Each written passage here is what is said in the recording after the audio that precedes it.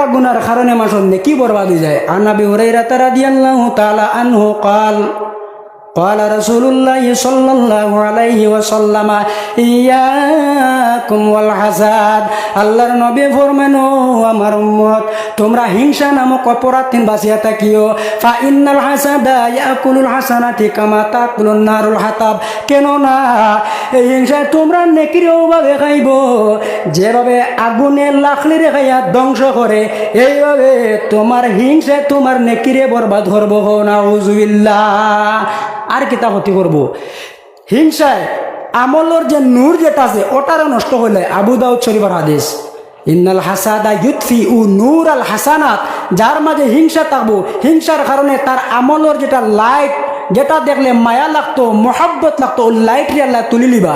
আর কিতা ক্ষতি হইব নাসাই শরীফের 3113 নম্বর হাদিস ক্বালা রাসূলুল্লাহ সাল্লাল্লাহু আলাইহি ওয়াসাল্লাম ওয়ালা ইয়াজতামিআনি ফি কলবিন আবদিন আল ঈমান ওয়াল হাসাদ আল্লাহর নবী ফরমান কোন বান্দার অন্তরের মধ্যে হিংসা এবং ঈমান কখনো একত্রিত হতে পারে না।